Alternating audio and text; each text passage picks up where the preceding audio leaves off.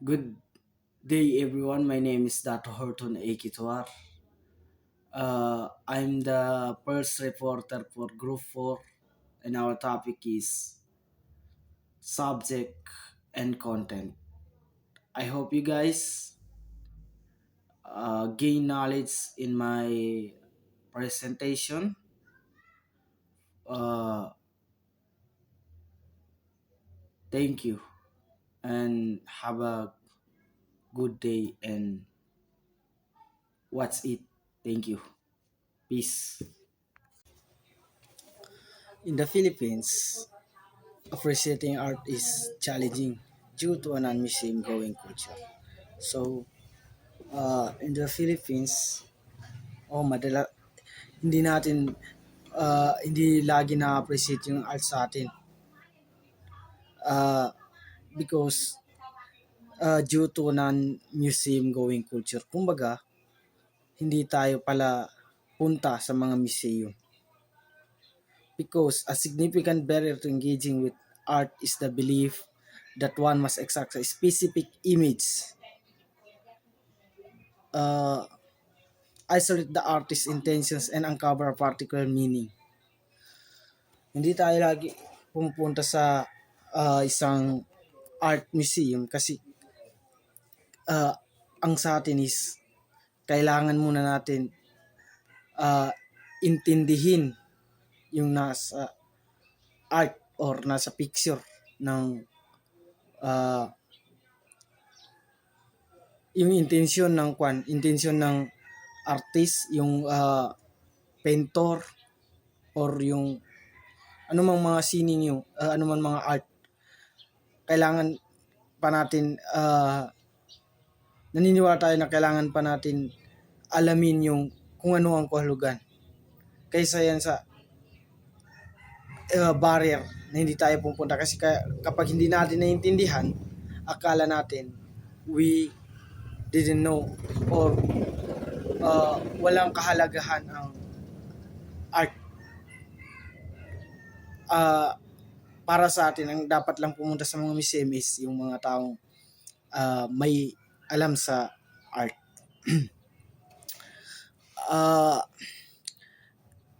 Failure to do so leads to a failure of comprehension and experience, limiting at art engagement and appreciation to a select few with training. Yun, mga tao lang daw na nakakaintindi is yung mga taong na may alam talaga sa sining. Engaging with art begins with perception, similar to processing information from the world. The eyes play a crucial role in visually interpreting the artwork. Yes, but awareness and subjectivity and are essential in navigating through it. And simpler explanation about this is when you look at art, pag tininat natin ng isang art, isang uh, pinta o sining, it's like when you see and understand anything in the world. Uh, Parang it's like when you see and understand anything in the world, but your eyes, your eyes, uh, the eyes play a crucial role in visually. Your eyes are important. Oh, ang mata natin is importante for seeing the art, but you also need to be aware and have your own feelings about it. uh, ang you notice certain things in the art based on how are you feeling, how are our kung ano yung ating nararamdaman, kung ano yung ating natutunan, at kung ano ang ating background and what you've seen before. Lahat ng yun, all of this, all of that helps us understand the art. To really get it, you need to uh, para natin maintindihan talaga, uh, you need we need to see how the visual details, ideas, and feelings in the art all connect. So, in short, appreciating art is about seeing it, being aware of your own feelings and experiences, and understanding how everything in the artwork relates to each another. Most cases, there are clues that mediate between the artwork and the viewer, allowing the viewer to more easily comprehend what he is seeing. These clues are the three basic components of our of as art subject: form, content. These components and largely inseparable from each other and usually relate to each other. Uh, in simpler explanation about this is most of the time there are clues in a work of art that help you understand it. So,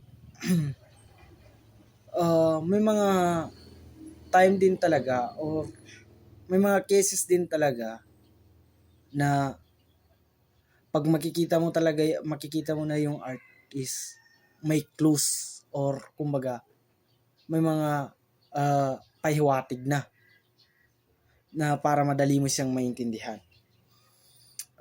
These clues are like a bridge between the artwork, the artwork and you or me, example. Making it is para madali natin maintindihan. So, ano nga ba yung tatlo? Ano ba yung tatlong clues na basic parts of a work of art? So, number one is, una talaga is subject. What the art is about. Example, person, a place, event. And second is form. How the art is made. Example, colors, shapes, and materials. And the last one is the content. The meaning or message of the art. These parts are usually connected and hard to separate from each other. Madali, hindi, ang tatlo na yan talaga is magkakaugnay. They work together, uh, they work together, they work together to understand and appreciate the artwork. In this subject, we'll discuss the subject and content of art. While form will be better examined in chapter 6. Later, we'll explain that later. If or from my other co-reporter. To differentiate them briefly, subject refers to visual focus or the image that may be extract from examining the artwork. Oh.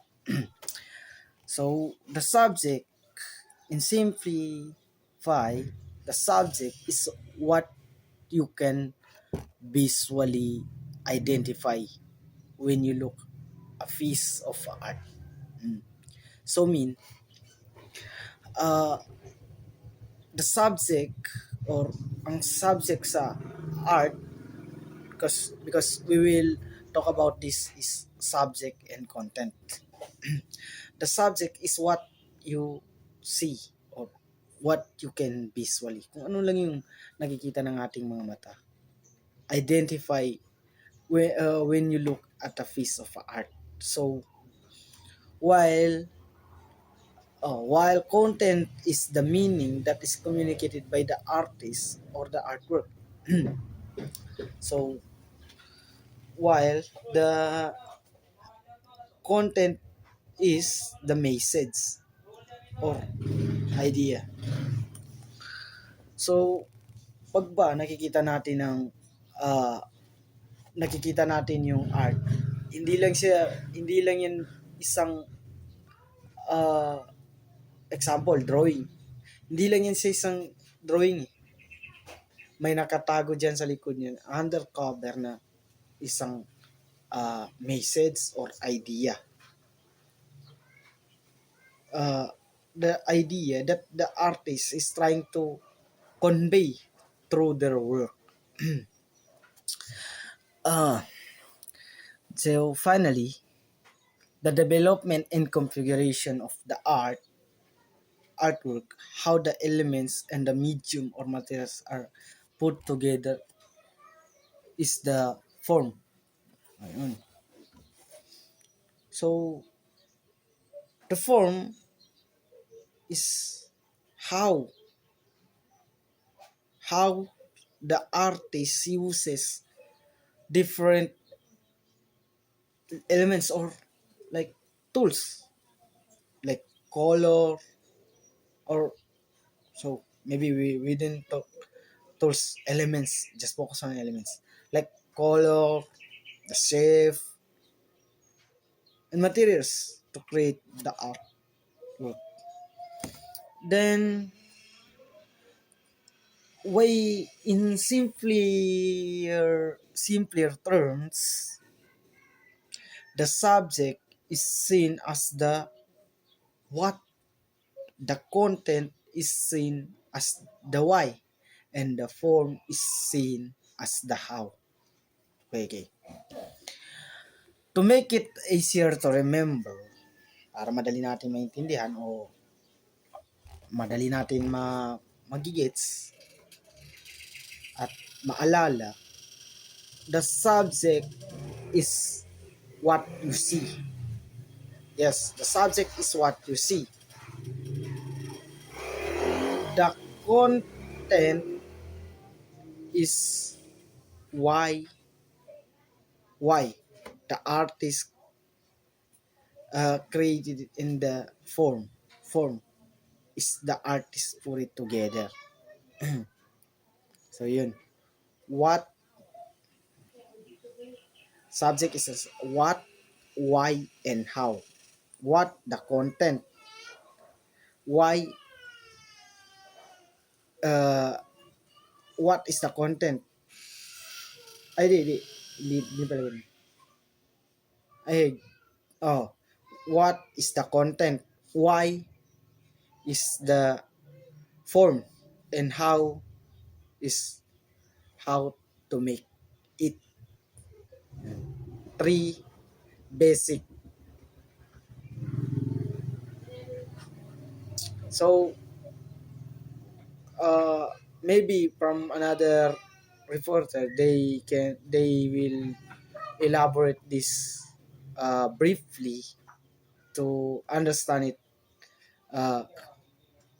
understand it clearly. So we proceed to another uh, page.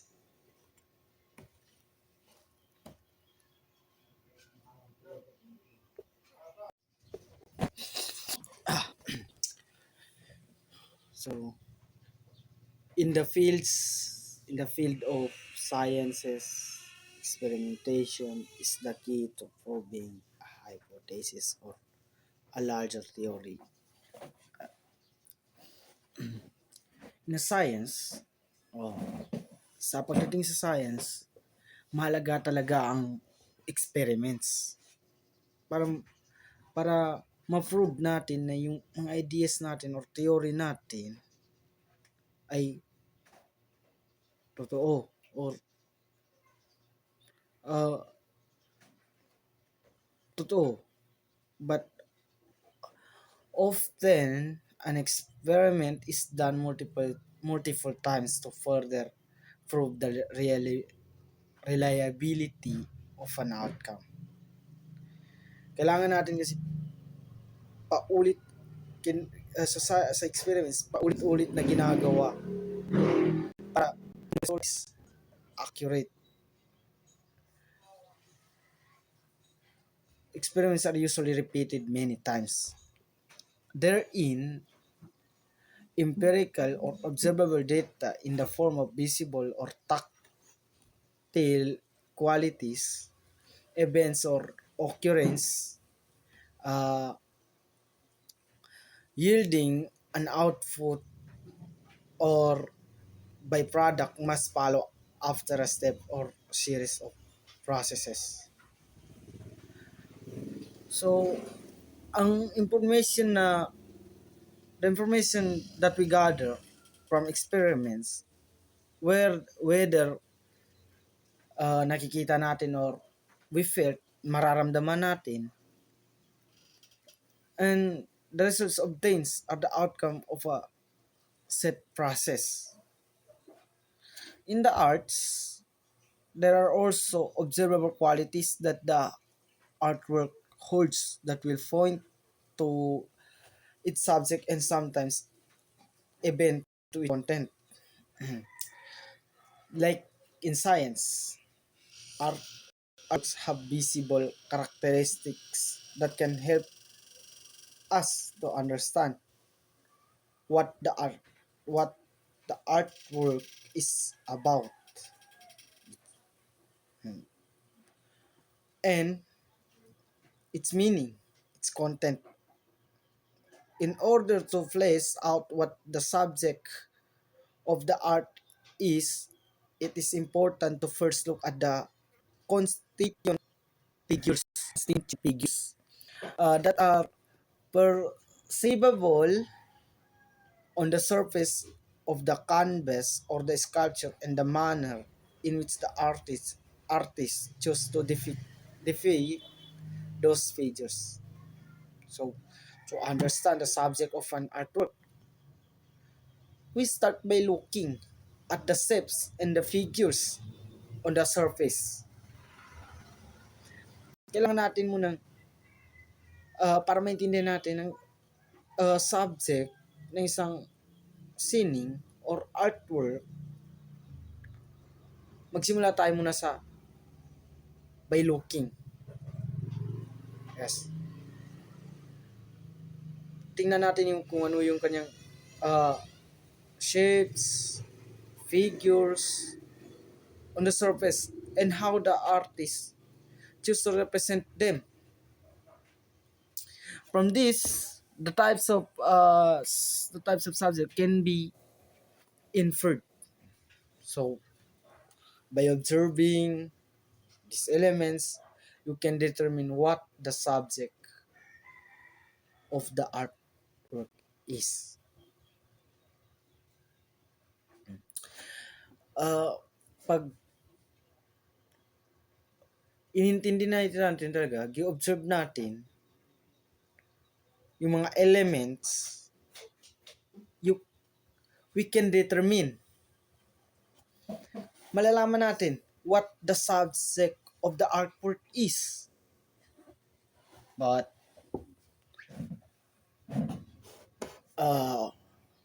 gaya nga ng kultura natin dito sa Pilipinas, but hindi lang dito sa Pilipinas, is yung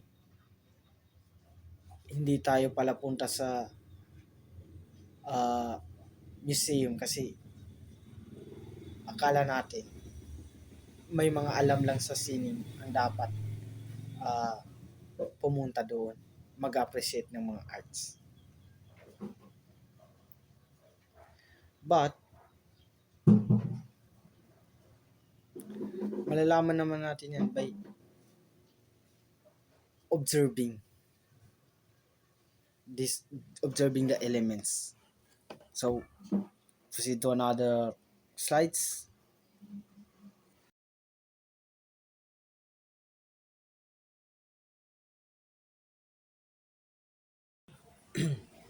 One of the most proceed to another topic, another slides. The types of subject. One of the most iconic and recognizable paintings uh, are the in the world is the Mona Lisa by Leonardo da Vinci. So people may confuse, curious, or they ask questions about it, like who is Mona Lisa and why did Leonardo da Vinci paint her? Maraming mga experts, many experts,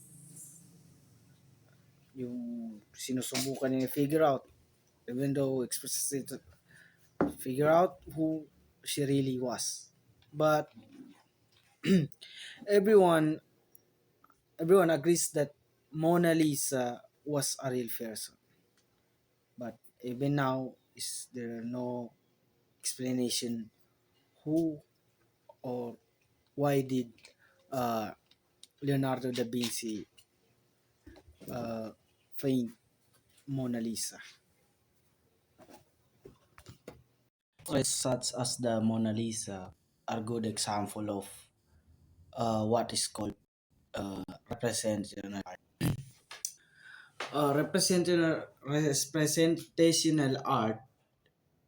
This is art that shows things from the real world, like people, objects. And the good example and the given example this is the Mona Lisa. Mona Lisa is a is a people uh, Leonardo da Vinci.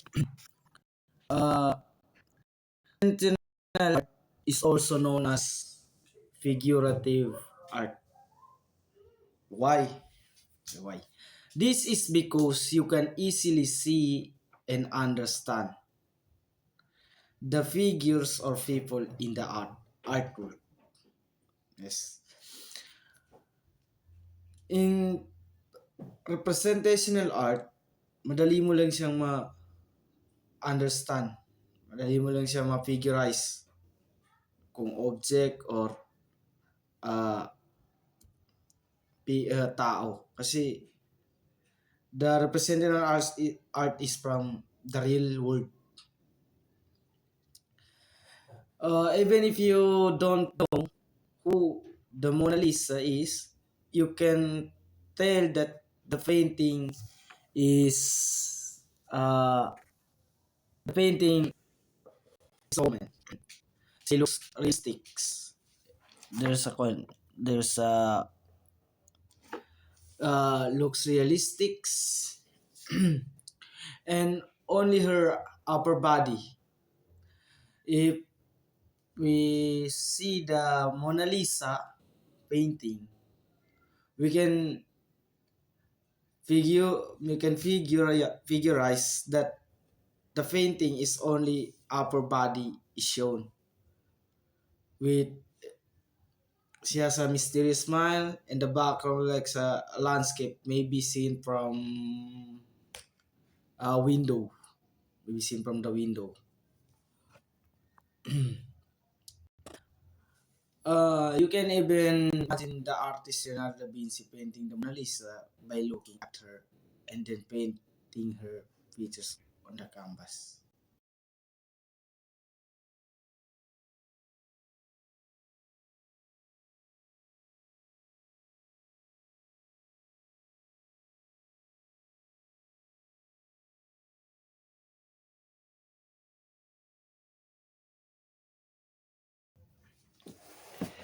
On the other hand, uh, seeing a paintings that has nothing in it but continuous drips of paint or spatches of colors either compounds the viewer or is readily trivialized painting that anyone access to materials can easily make. Okay. On the other hand, uh, mak- we makikita natin na yung pagpinta na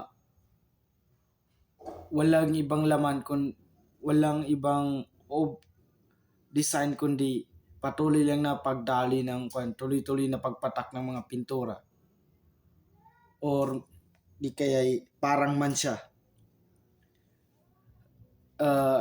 na ang kulay maaari nitong lituhin ng mga manunood o kay uh, basta na lamang maliitin bilang isang bagay na madaling gawin ng kahit sino na may access sa or may mga materyales. Example nito is itong mga obra ni Jackson Pollock na kilala sa kanyang mga action paintings. Madalas itong napapailalim are often subject to these remarks using large-scale canvases that were usually laid out on the floor or resting on a wall. Madalas na napapailalim sa mga ganitong puna si Justin Pollock. Ginagamit niya dito ang malalaking canvas. Alam niyo ba yung canvas, yung binadrawingan nila na karaniwang nakalatag lamang sa floor or sa dingding yung sa kanya o nakasandal. Ikiniling ni Pollock ang kanyang lata ng pintura at hinayang tumulo ang pintura. Ganun siya gumawa ng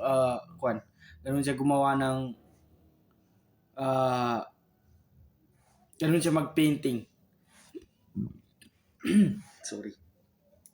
Hinahayaan niya lamang yung pintura na mahulog lamang sa mga sa kanyang canvas. At yun ay kanyang painting.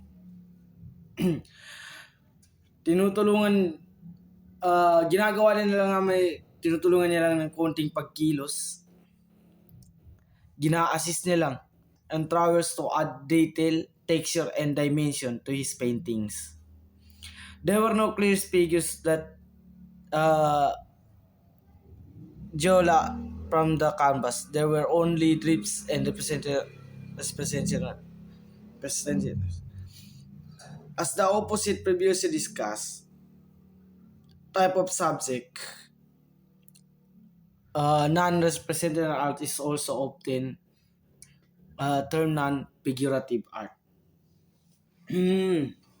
So, it's itong type ng pagpainting ni Jackson Pollock, ay non-representational art or non-figurative. Bakit? Kasi hindi ito siya tumatalakay sa isang realistic na mga obra or mga painting. Di gaya sa paint ni Leonardo da Vinci na ang tinutukoy niya is people, object, and others.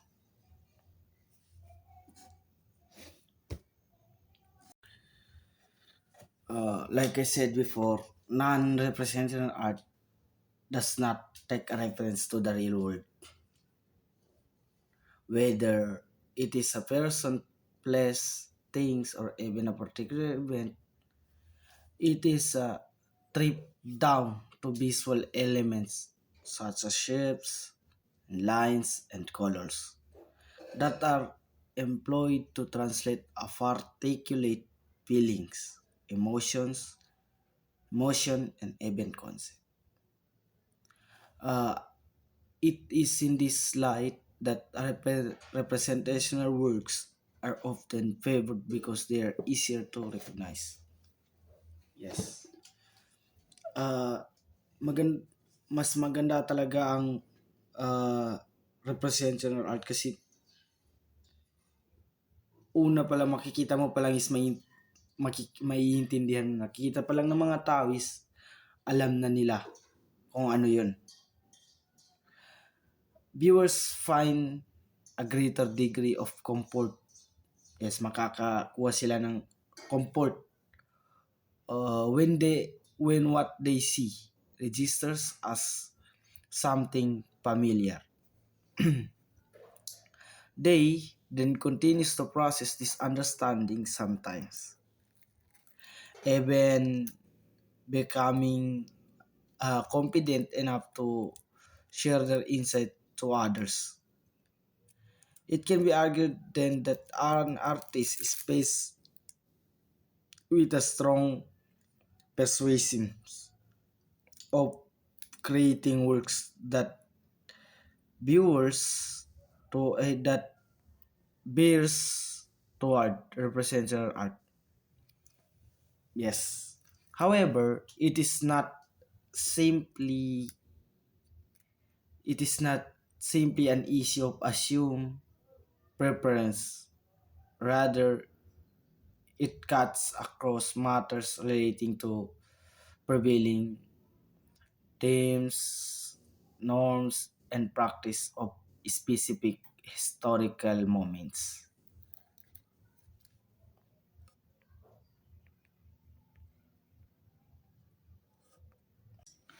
Would you see uh, the painting of uh, Jackson Pollock? The number is number 1A 1948. This is his first